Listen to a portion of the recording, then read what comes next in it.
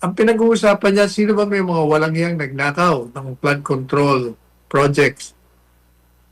Tapos sasabihin niya, kami pinipigilan. Tingnan mo yung babae niya. Pinipigilan daw siya, pero hindi niya naman binabanggit kung sino pumipigil. Sabihin mo kung sino. Sino pumipigil sa'yo? Kapatid mo? Yan. Pinsan mo? Sabihin mo kung sino. Sino? Oh. Sabihin mo, hindi yung puro Oo. kayo, Parinig. puro salita. Oh. Publicidad lang yan. Naku, mamaya na ho natin pag-usapan yung pagbalagbag na yan itong si Atty. Salvador Panelo dito kay Amy Marcos manggagamit. Unahin na ho muna natin ang mga banat nitong si Tuta Soto dito kay Senator Bato de la Rosa. Pero bago yan, isang like at isang subscribe, masaya na ho tayo dyan at sa mga gusto sumali sa ating community, yung join button andyan lang ho sa baba. Ayun na nga, Soto bears to hear contacting de la Rosa. I never received any reply. Paano ka re-replyan? Paano ka re-replyan? Alam nitong si Senator Bato de la Rosa, kung sakaling re-replyan mo siya, ichuchuchu mo kay Boying Remulla at kay John Vic Remulla. Ichuchuchu mo dito kay Marcos Jr. Hindi ka pwedeng pagkatiwalaan kahit Senate President ka. Di ba? Kahit Senate President ka nga dyan. Kumbaga, ikaw lang ang tumitimon pero pantay-pantay kayo dyan. Ngayon, kung di ka niya re-replyan, wala ka ng pakialam doon.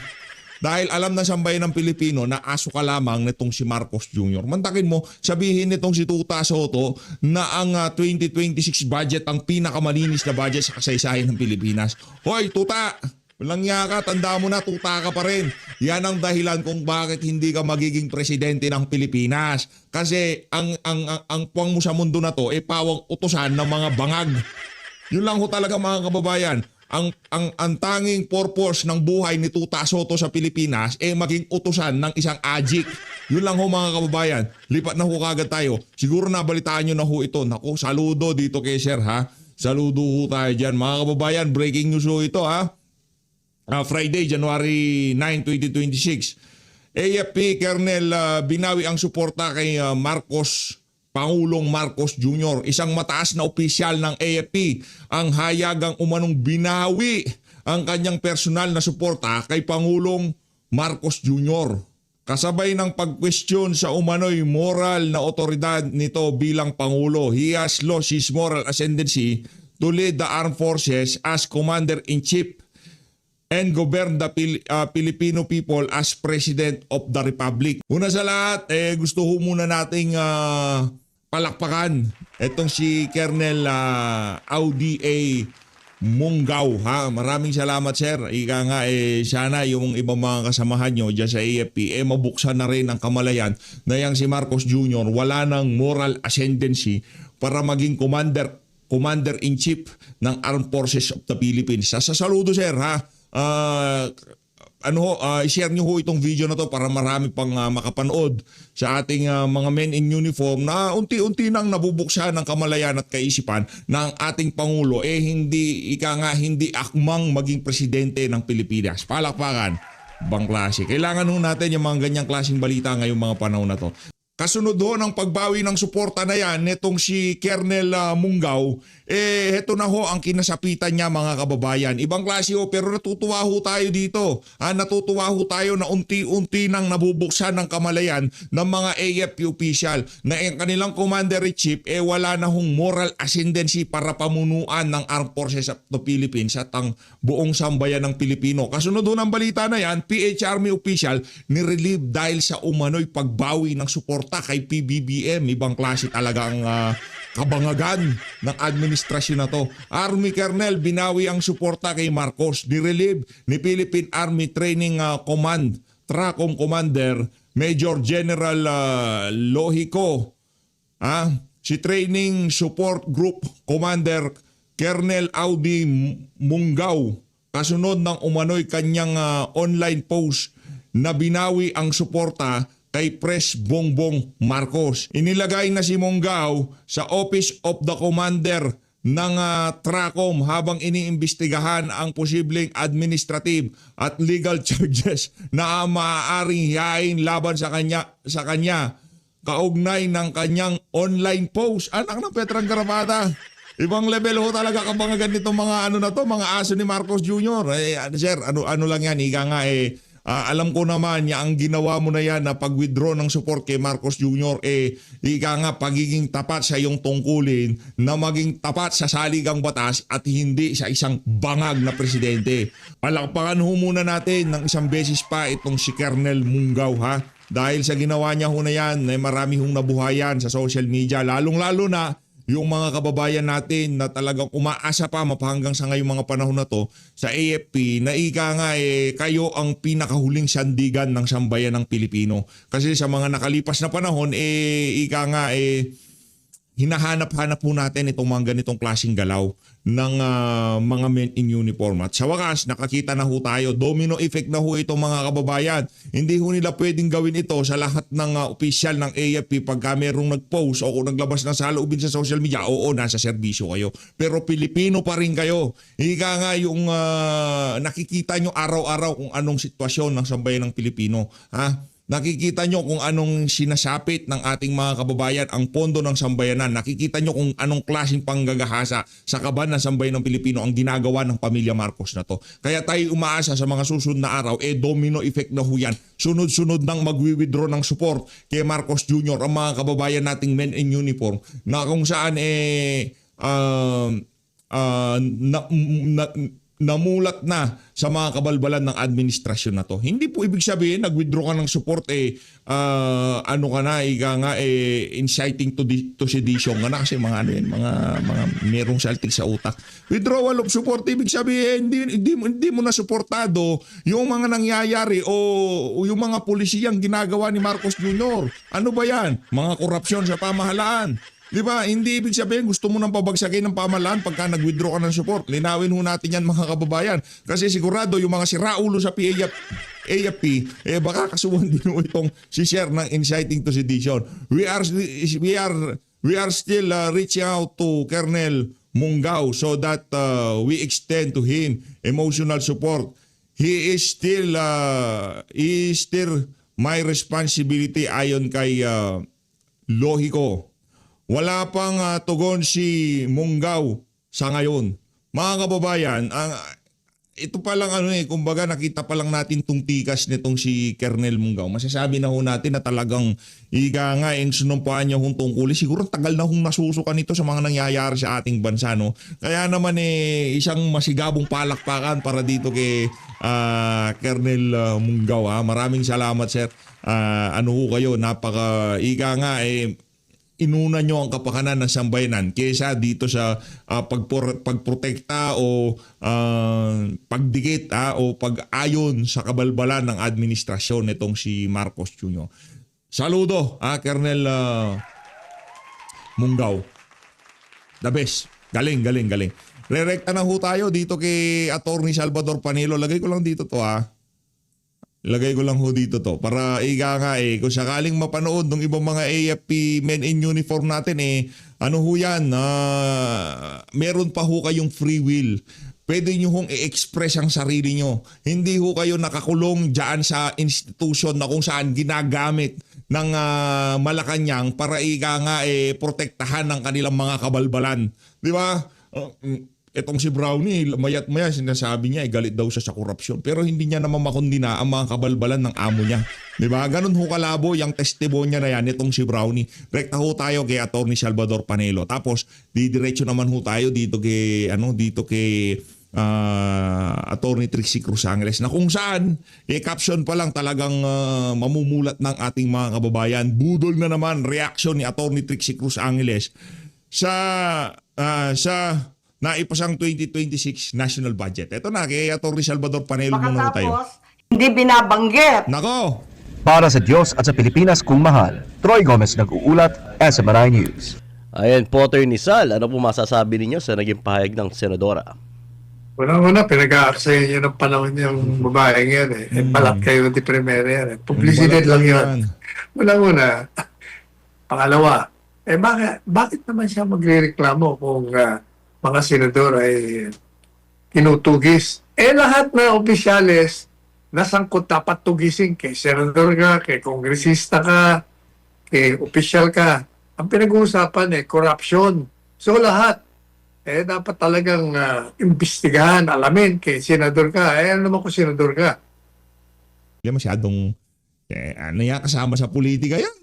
Si Tatay Digong nga di ba? Si anong pangalan nun? Ito si Tatay, sinabi niya, may sakit si Tatay Digong, nagdadialysis na, pero punta nga lang sa ibang bansa, sinasabi nagpapagamot, pero hindi pinapansin ni Tatay Digong yan. Sinasagot niya lang na, ikaw Tatad, yung utin mo, di na Di ba ganun lang si Tatay Digong? Hindi ba kumain masyadong And po, attorney, ano naman po masasabi ninyo dito patungkol sa Mahinang umalik malalang. makalat na may sakit daw? Unang-una, talaga naman nagkaroon siya ng sakit. Correct, totoo naman. Nagkakasya. talaga Di siya. ba, ng mga panahon, akala ko nga, mawawala na siya. Dahil yung kulay niya, talaga nagkaroon siya ng sakit. Pumayat, no? Pero, alam mo, Boying, Yan. Ombudsman, Yan. kahit na anong pakalat na ikaw ay may sakit, kung gumaling ka na, makikita naman ng tao yan Oo. Kung magaling ka. Ang problema, nai-stress ata siya kasi parang ang dami na nagdadasal na sana magurgur na siya. Hindi tayo isa dyan. Di ba? Hindi naman natin pagdadasal na may mangyaring masama dyan sa mukhang balikubak. Hindi ko tayo magdadasal ng kung ano pa man dyan sa may na yan, dyan sa mama na yan, di ba? Ano lang tayo dyan, higa nga darating ang darating. Yun naman ho tayo dito sa PH Update. Kailanman hindi natin pagnanasahan na merong mangyaring masama kung kanino man, di ba? Hayaan natin ng Diyos ng tadhana ang humatol sa bawat isa. Kung sino talaga yung mga dapat na magurgur na, darating. Ano lang naman ho yan, kumbaga lahat naman tayo magugurgur. Diba? Mamamatay naman tayo lahat. Ngayon kung pinagkakalat nilang mamamatay ka, alam nyo yan pa yung mga mahabang buhay. Kaya dito kay Boying Remilla, huwag ka masyadong yung mga nananalangin sa'yo na sana mamatay ka na at hindi tayo isa doon. Mamamatay din naman yung mga yan, huwag ka Una-una lang naman tayo dito sa mundo na to. Diba? Tawanan mo na lang. Ngayon kung malubahan na naman ang sakit mo, iba problema mo na yon. Sa dami ng pera mo, sa dami ng kinita mo sa administrasyon na to, sweldo, magpagamot ka. Kung kaya pang gamutin yan, di ba? Araw-araw ka nasa telebisyon, gaya ng ginagawa mo, di wala, mapapasinungalingan na yan. Why do you have to investigate kung sino nagpapakalat? Napaka-ordinaryo naman yung sakit na yan. Kung totoo mang may sakit ka, di gamutin. Kung gumaling, di magaling. Marami kang dapat na imbestigahan. Hindi yung personal na bagay sa sarili mo. Imbestigahan mo yung mga kaso dyan sa flood control projects. Maghain na kayo ng kaso. Puro kayo salita na maghahain. Hanggang ngayon, walang nangyayari. Puro lang salita Hayaan mo na yan. Makikita ng tao kung may sakit ka o wala. Correct. Visible ka naman Correct. Yan, maraming salamat Attorney Sal. Samantala, may pirma pero may bigat sa dibdib. Yan umano ang naramdaman ni Senator Erwin Tulfo sa kanyang paglagda sa bicameral report ng 2026 National Budget. Ang dahilan, mga pondong posibleng magbukas muli ng pinto sa pang-aabuso. Narito ang balita ni Troy Gomez. Ayan naman po, Attorney, sa payag ni Senator Erwin Tulfo, ano po masasabi ninyo? Unang-una, kaibigan natin yan Kaibigan natin yan. Pero, he is a classic example of pretense. Balat kayo. Bakit kayo? Pero kung sasabihin, Favorite ho niya yan, yung balat kayo. Yan, favorite niya na yan. Itong si Atty. Salvador Panelo. Balat kayo. ang bigat ng damdamin niya. Kinokontra niya yung mga nakalagay doon, pero pinirmahan niya. Saan ka naman nakakita ng tinamaan ng magaling talaga itong bansa natin? Makakaroon ka naman ng ganitong senador. Diyos ko, ano ba yan? Ayaw niya, pinirmahan niya. Di complicit ka. Di kasama ka. Kung ano Ano to ho talaga si Raul dati nga. ang mangyari dyan, sa sinasabi mong magiging source ng korupsyon na naman yan, o hindi kasama ka dyan dahil kasama kang pumirma, ano ka ba? Yan, marami. Yun lang ho yun mga kababayan. Pagka ikaw pumirma, ano ka, kasabot ka. Kagan lang ho kasimple yan. Ngayon kung ayaw maging kasabot, huwag ka pipirma. Maraming salamat, Attorney. Ayan, Attorney, navigating our future together daw ang tema na kasi ano po masasabi niyo dito? No? Alam mo, gastos na naman yan. Kaya nga. Palagi naman tayo nag-aaral ng mga ASEAN, kung ano-ano pa. Wala naman nangyayari. bakit pa bigyan kaya nila tayo ng impormasyon kung ano ang naging epekto ng mga previous ASEAN conferences. Kung ito ay nakabuti sa ating bansa o hindi. Ang nakikita ko dyan, puro gagastos na naman tayo ng kalaki-laki. Can you imagine, ilang bang presidente, ministro ang atin dyan? Ang dami na naman. Kakagulo na naman tayo sa pag-i-entertain. Pero anong kabutihan ang nabibigay ba nito? Yung mga previous ASEAN, exactly ano? Bigyan nyo nga kami ng update dyan kung ano nangyayari.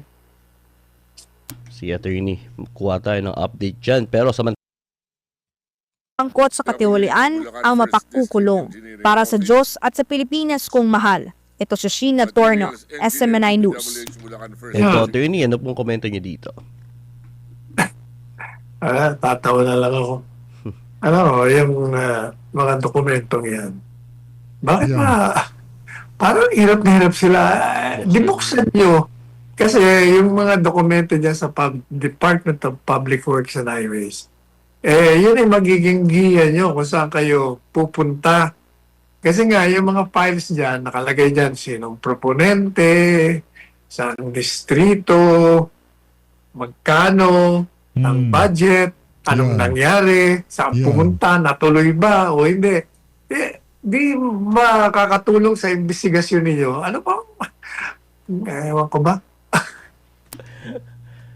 Ayan. Sa pagpapatuloy natin, attorney, pagkatapos ng Sims Construction Trading, sinampa na rin ng Bureau of Internal Revenue ang nag-iisang may-ari ng Wawaw Builders ng multi-million Ayan po, attorney. Patungkol naman dito, ano po masasabi ninyo dito, attorney? Ayan, okay yan. Yung file ngayon ng file ng kaso. Para malaman na kung totoo ba na mga tax evader yan, hindi nagbayad ng tamang buwis. Nako. Okay yan. Keep on filing cases para malaman na yung totoo. Yeah. At mapabayad na at makulong na. Hindi yung puro salita. Gaya ng ginagawa ng DOJ, ng Ombudsman, kung saan sino-sino pa. Tama yung ginagawa ng BR. File kayo ng file ng kaso. Basta may ebidensya, filean nyo. Yeah. Ayan. Maraming salamat, attorney. Samantala, bilang bahagi ng digital Samantala, lumipat na ho tayo dito kay Attorney Trixie Cruz Angles. Medyo mahaba-haba ho itong video na to. Kaugnay pa rin ho sa panibagong pambubudol na naman ng administrasyon itong si Marcos Jr. Gang! The President said na, nagtanggal siya dun sa unprogrammed appropriations, pero he didn't mention anything about yung mga increases sa NEP in things like farm-to-market roads, yung health, yung subsidies for healthcare, yung mga pinamimigay as a form of medical assistance, pati yung mga IX assistance to individuals in crisis situations.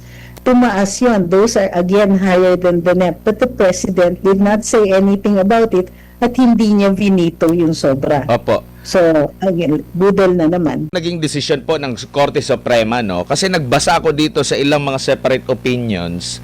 At least merong tatlo rito na merong pinag-usapan patungkol sa unprogrammed appropriations. Una, itong si Senior Associate Justice Marvic Leonen, sabi niya that the increase in unprogrammed appropriations is unconstitutional as Congress can only approve or reduce the budget proposed by the President. Tapos, sabi pa niya rito, as the result, entire 2024 GAA should be declared invalid and that the 2023 GAA should have been reenacted.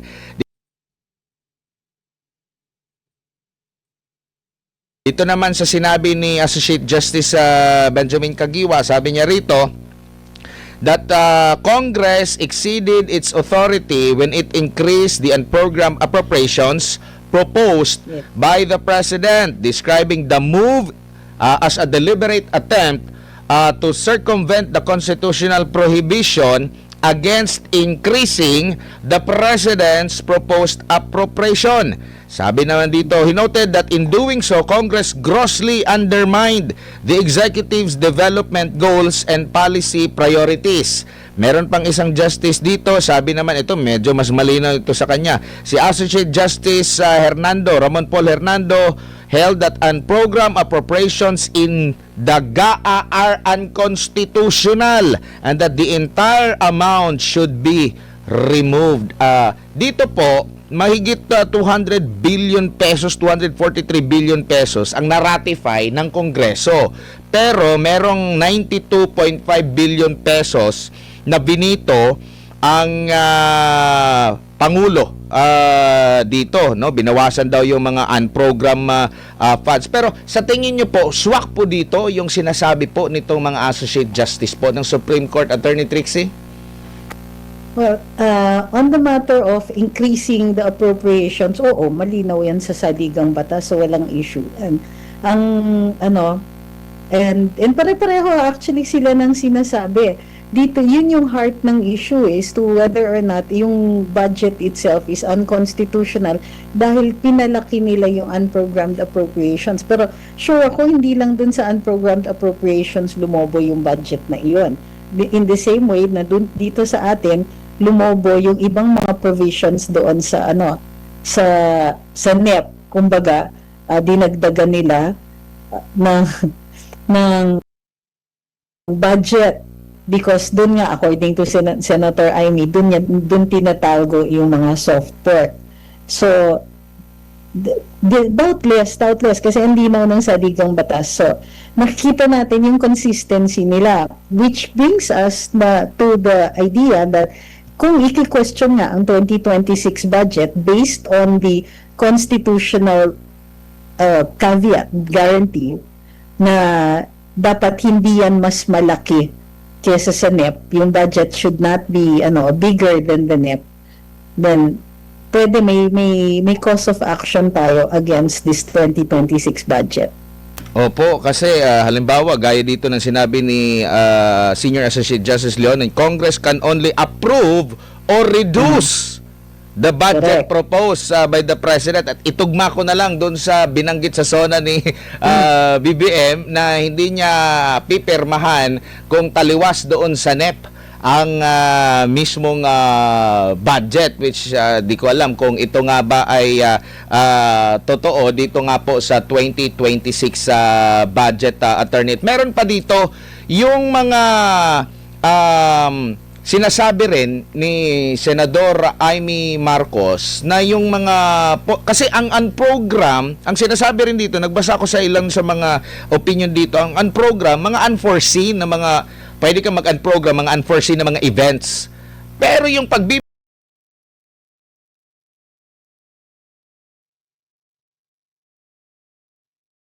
ng mga ayuda, mga AIX, kung iba pang mga pagbibigay ng ayuda, pasok ba ito sa mga unforeseen events? Bakit hindi na lang inilagay mismo sa budget ng DSW? Ba't nasa unprogram ba? Hindi, ganito yan. Yung unprogrammed, kung meron kang existing line item budget, pwede mong dagdagan from the unprogrammed. So, kunwari, meron kang project already. Tapos, ang release for that year, kulang. O let's say, ang ginrant under the budget, out of 100 million, binigyan ka lang ng 60 million para dun sa isang proyekto nyo. Kapag yun nga, nagkaroon na ng pondo ang DBM dahil nangolekta na sila dun sa mga new taxes and all that, pwede kang pwede silang mag-release provided yung item na yon may line item budget siya in the GAA. So yun lang ang pwede. So unusual nga na mag-identify sila ng mga projects dito sa unprogrammed appropriations. Dati hindi yan nililista. So maaari kang ang nililista yung mga priority lang na pupondohan as long as those priority projects are contained already in the GAA at mayroon silang line item budget. So unusual yung ganyan. Now, even yung mga binito ng Pangulo doon sa unprogrammed appropriations, medyo may umaangal. Kasi, halimbawa, yung sa personnel na benefits, bakit na nabawas yun. Pati yung dun sa subsidies ng GOCCs. Remember that PhilHealth is a GOCC. Meron talagang subsidy from the national government under the GAA, and usually it goes into MOOE. So yun, ang dami-daming questions. Bakit tinatanggal yung mga yan? And bakit, and where did the pork go? Bakit dati, nakikita natin nasa unprogrammed, di ba? Pero ngayon, they are somewhere else. So, isa pa yun. The President said na, nagtanggal siya dun sa unprogrammed appropriations, pero he didn't mention anything about yung mga increases sa NEP in things like farm-to-market roads, yung health, yung subsidies for healthcare, yung mga pinamimigay as a form of medical assistance, pati yung mga IEX, assistance to individuals in crisis situations. Tumaas yun. Those are again higher than the NEP. But the President did not say anything about it at hindi niya vinito yung sobra. Opo. So, again, budol na naman. Meron pong pahayag sa isang panayam kay Acting Secretary ng DBM, Ronaldo Toledo. Sabi nga niya rito, binigyang diin niya ng mga program funds, pwede lang ma-release pag may excess revenues, which ang bansa po natin laging deficit po tayo. Tapos dadaan daw sa rigid validation at mag-secure pa ng certification mula sa Bureau of Treasury. Kinote siya dito, sabi niya rito, hindi ito illegal, ito ay binigay ng Kongreso. Sinabi ng na ito ay binigay ng Kongreso sa amin at ayon sa batas, pwede po natin gamitin bilang to stop that, lalo na yung mga project na urgent at saka kailangan nating implement. Kung kailangan palang implement, bakit kailangan nasaan program? Correct. Dapat pinondohan na yan to begin with. Diba? Dapat prioritize natin yung pagpopondo ng mga proyekto na yon if they are so necessary and so urgent. So, hindi mo ilalagay sa unprogrammed kung napaka-urgent. So, isang kinanakit ko dyan, yung mga trend na bawasan na naman yung budget para sa mga trend, and so nadidelay ng nadidelay. So, isa pa yun, that should be given a top priority, pero ang daming excuses, right of way, nag-start pa lang ngayon ng drilling, ginagawa yung North Rail, etc. Pati yung kabagalan sa paggawa ng MRT-7, ang dami pa rin mga issues. So, kumbaga, the priority projects are misnamed, hindi sila priority, given na ganyan yung attitude tungkol sa ating budget, napupunta pa sa mga unprogrammed appropriations. Yung nababanggit po ni Senadora Amy for impeachment kay Vice President Sara, nakikita nyo rin po ba na still same? And nakikita nyo rin po ba na uusad? Kasi mahigit 2 taon na lamang po, election na. Possible ba mag-recalibrate dito, re-strategize yung mga mambabatas ukol dito sa pagkukonsidera, or mananatili silang okay lang kasi meron silang budget? Well, tingin ko it's irresistible talaga yung budget. Kung totoo yung sinasabi nga ni Senadora Amy na yung soft pork ay para pondohan ng impeachment, alam natin na yung term na pondohan ng impeachment ay supposedly babayaran yung mga boboto, yung mga, let's say, yung mga mambabatas na involved dyan. So, tingin ko, it's very irresistible kasi, but if hahanay yung mga mambabatas, lalong-lalo na yung mga kongresista na mag-conduct ng impeachment, kung hahanay sila pabor sa impeachment, ang laki habang lumalapit sa 2028, tumataas ang risk nila. So, kumbaga, baka katapusan na ng political career yung kapalit ng pera na matatanggap for impeachment. As to your other question, tingin ba matutuloy yan? Hindi talaga mapipigilan yung Makabayan Bloc na mag-file ng kanilang reklamo for impeachment. But will it prosper? Nagbago yung rules ng impeachment proceedings sa House of Representatives. nagdemand ang nagdemand ayon sa Korte Suprema dun sa kanilang desisyon, kailangan may due process. Kasi pinag-uusapan ng time na yon yung 1/3 vote, no? Pag 1/3 vote, it can be certified at pupunta na sa Senado. Ang ginawa ng House is meron silang parang mysteriously appearing fourth complaint for impeachment. Tapos naging articles of impeachment in less than a few hours. Walang presentation of evidence, hindi pinag-usapan yung mga charges against the Vice President, walang opportunity for her na sumagot, walang opportunity na makita yung articles of impeachment ng mga tao who were voting on it, yung mga kongresista, and wala ring opportunity na i-test yung evidence, like kung ang witnesses through questions and answers, through probing questions sa kanila. Walang pagkakataon at all. It was just, they produced the complaint, they voted on the complaint, tapos pinadala na sa Senado. Hindi na nila mauunit yan. So ngayon, kailangan maiproduce yung complaint for impeachment, kailangan maipakita yan sa lahat ng boboto. Kailangan mapakita yung ebidensya sa lahat ng boboto. Kailangan mabigyan ng pagkakataon yung respondent na makita niya yung reklamo at makita niya yung ebidensya at makasagot, mabigay ang kanyang panig. It is not going to be as easy as 2019, as the 19th Congress, sorry. The 20th Congress is a different Congress, and they're now under new rules. So, when you hold a trial, makikita ngayon who are deeply involved din dun sa impeachment proceedings. Yung career ng mga yon ang i-decide ng mga ng taong bayan in 2028. So, they will have to think very carefully kung paano sila aasta, paano sila gagalaw if an impeachment complaint is received by the House. So, exciting yan. I doubt if they will want to. Ang tingin ko may ilang mga kongresista who are already very hesitant to participate. Opo.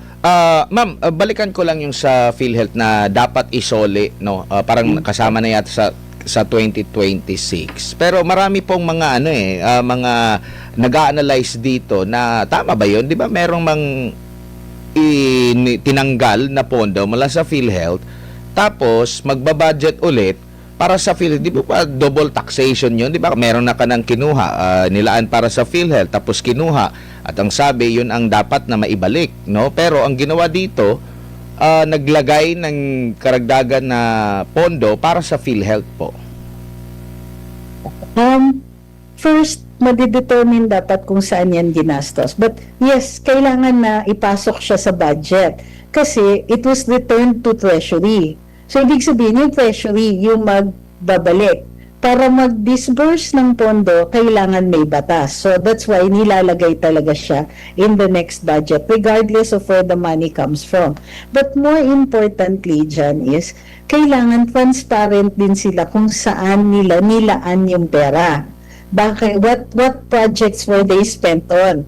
Kasi I remember si Undersecretary Claire Castro was saying that yung ibang pera na yan ay ginamit for roads. Now, dapat, according to the law, pagpondo ng PhilHealth for health concerns. So, she had to make up the excuse na yung mga roads kasi papunta sa ospital and therefore, health-related pa rin yan. I don't know if you remember this. So, those are two different issues. Pero tama yan, the court has ordered na kailangan ipasok siya doon sa budget para ma-disburse siya kasi bumalik siya sa treasury. In order for government to be able to spend that again, spending pa rin yun kasi pag mag-transfer ka back ng pera, kailangan may batas. And that law is going to be, or is the GAA. So, tama pa rin yun. But it is also important for us, corollary to that, questionin natin, saan ninyo ginastos yung pera na tinransfer before? Or nagastos nyo ba?